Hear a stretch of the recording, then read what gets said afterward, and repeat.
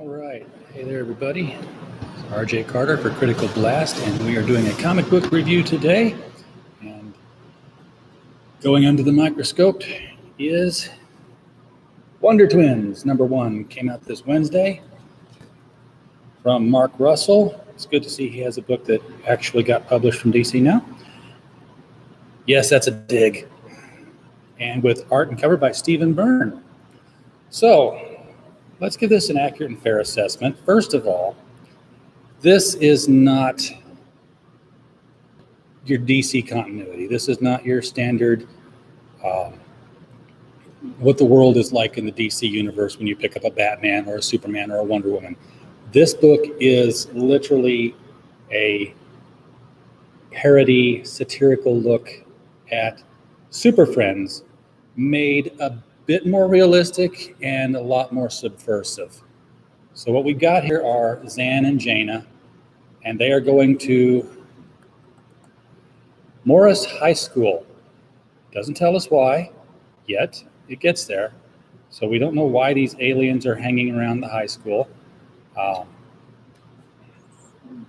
But they're there. Jaina has been allowed to give the class announcements because the teacher thinks that she's shy and this might bring her out of her shell. And there's a mention about the track team. And of course, if you're going to have a mention about the track team, you should show the Flash. Now, why the Flash is hanging around high schools delivering hummus plates, that part doesn't get explained. He's just there. Either that or it's a high school kid with a tray of food in the gymnasium cosplaying the Flash. We don't know. It's not said. It could be cosplaying the Flash because it's also Heritage Day and they're supposed to be talking about their ancestors and how they've embarrassed them. And of course, the kid who's already up in front of the class talks about his Dutch heritage. So naturally, he looks like he should be selling cans of paint. This is stereotypical, sir. I am very sorry, Mark. You should know better than that. It's quite an outrage to the Dutch people, I would think. They're going to throw wooden shoes at you next time they see you. And then, of course, the pages that everybody has seen from the previews, where Zan gets up in front of the class and talks about life on Ackkk, which is pretty boring, except for when there's a thunderstorm. And, of course, the thing everybody's seen, all the adults rip off their clothes and have this great, big, wonderful flying transspecial orgy kind of thing going on. Okay, that got people talking, and it got people buying the book. I don't know how many people bought the book. I bought the book simply because I wanted to see if it got more cringy than that. It does. Spoiler warning.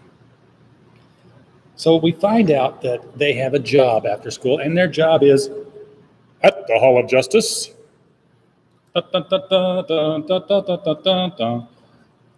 And Superman, Batman, and Wonder Woman are, of course, in the Hall of Justice discussing the new kids. Well, Wonder Woman and Batman are just now learning about the new kids. Superman's telling them about them. What are their superpowers? Changelings. That could be useful. Yeah, well, she can only change into animals, and he morphs into water. And Batman and Wonder Woman have the same look that we all had when we said, oh, he can change into water. That's useful. Wonder Woman actually says she's underwhelmed. But apparently something happened on Ackkk where they couldn't stay there anymore. The father doesn't know what they're going to do with them. Their father's a friend of Superman. Superman's like, let me take him back to my place. Sure, I'll adopt your kids. Whatever. We don't know where they're living. We don't know if they're living with Clark Kent. We don't know if they're living in the Hall of Justice at night and, sleeping on the couch there while they're working there after hours. We don't know. They're just going to high school and working at the Hall of Justice. Who they live with, who feeds them, don't know. So they're walking around the Hall of Justice, and Superman's giving the kids the tour. And he says that we created the Hall of Justice to act as a sort of a dispatch center for superpowered heroes, which is true. Trouble alert always went off there, and they'd say, Aquaman, go handle that. Batman, we need you over here. So, yeah, a superhero dispatch center, actually a pretty good idea for a comic book.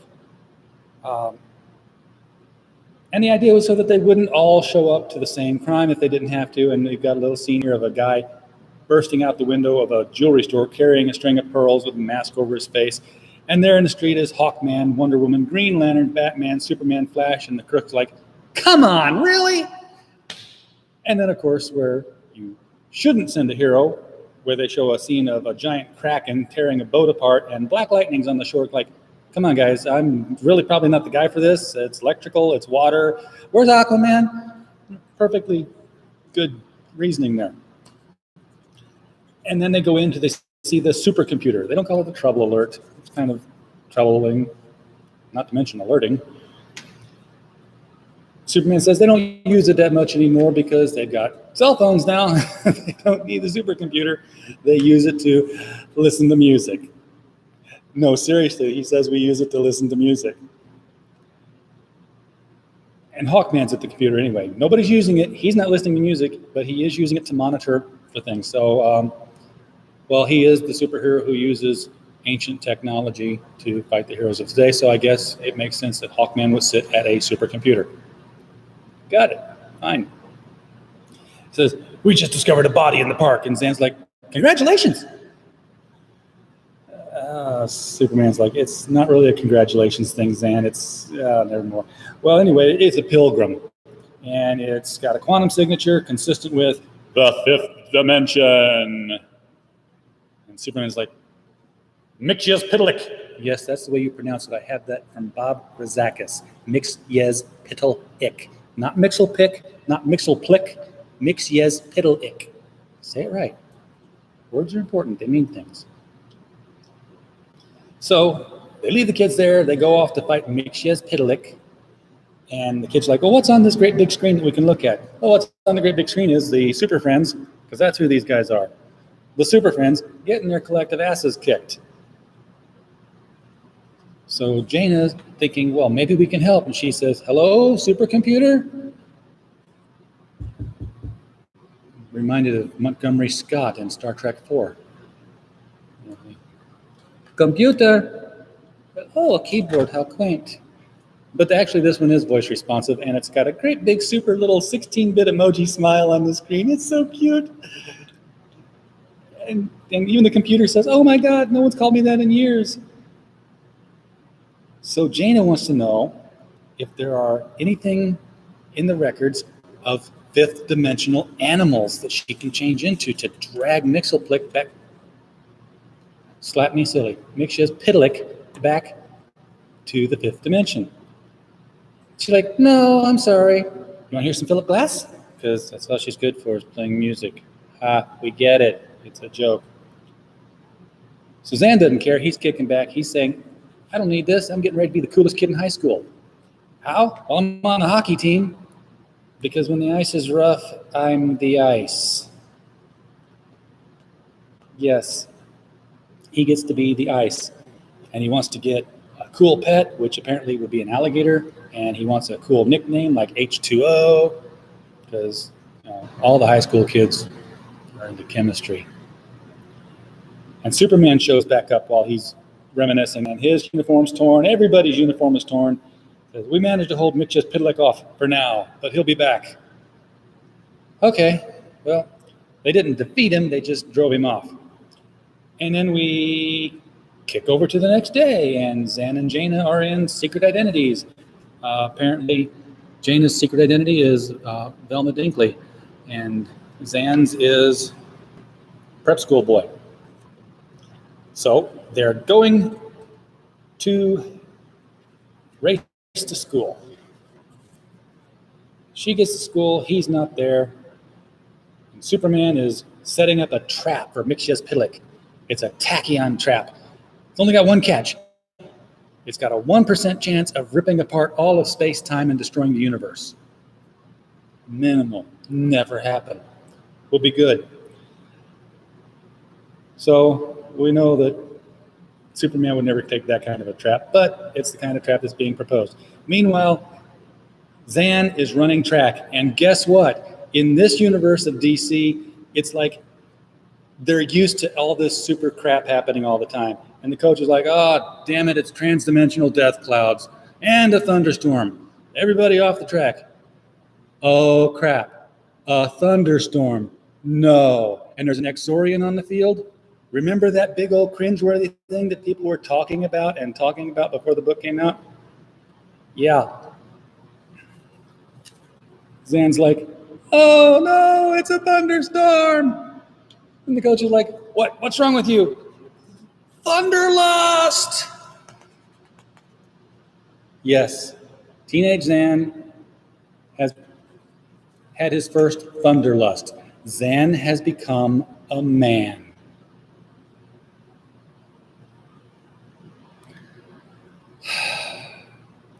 And Jaina knows about it, and Wonder Woman knows about it, and Superman knows about it, because word travels fast in a high school. And that, by the way, that's Zan's new nickname now, is Thunderlust, which wouldn't really be that bad of a nickname. You could call me that in high school. I'd have been, yeah, that's me. Better being Lightning Lust, I guess. And Batman comes in. He's like, the trap's ready. What's going on in here? And Superman's all, Zan, he became a man today. Oh, just let me die. Yeah, take us with you, Zan. And Batman's like, is that all? Now, we're not used to getting father-son talks from Batman. But Batman has to explain an embarrassing episode from his high school days. About a crush he had and how he wrote a song for this girl in high school and left it on his desk, and the teacher thought it was his poetry assignment.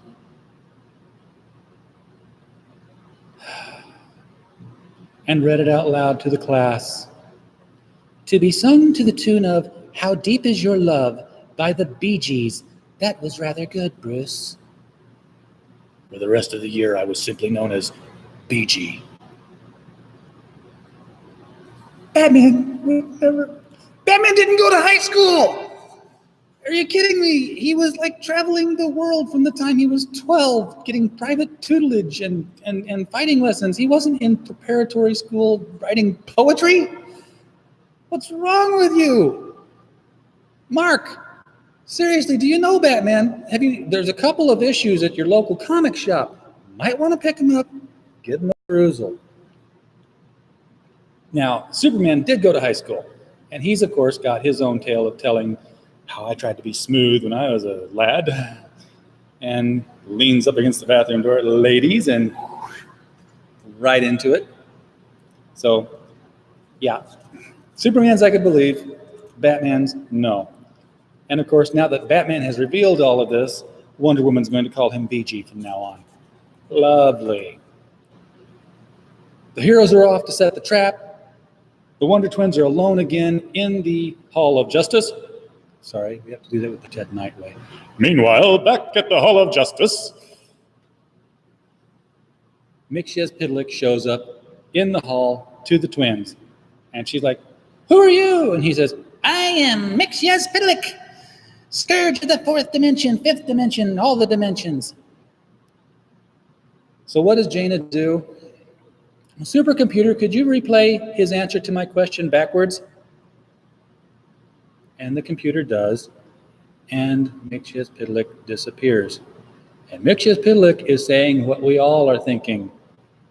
It's not supposed to work like that. It doesn't work like that. If it worked like that, any of the super friends would just listen and record and play it back. He'd be the weakest appearancing of a super villain. I'm sputtering. Okay. At least you tried. Okay? And we know that your hopes are now pinned on this because we know that second coming thing isn't coming the first time. So put more effort into Wonder Twins. Get us more involved. Good idea with the humor. I like that. I like that this is sort of a silly DC universe. I'll even take the subversive stuff on it. But it has to make sense. It has to have its own internal logic. And it can't just rely on these cringy sexual whatever you've got going on here, Exorian puberty, because let's face it, they're twins. They're going to go into it probably about the same time, which means that now you've got to show Jaina in a thunderstorm. And they're the only Exorians on the planet. You see what you've set up here, Mark Russell. You can't go there. Not in a rated T teen book. Take it to Vertigo. Then you can do all that crap. Anyway, that's Wonder Twins, #1. I've read it, so you don't have to.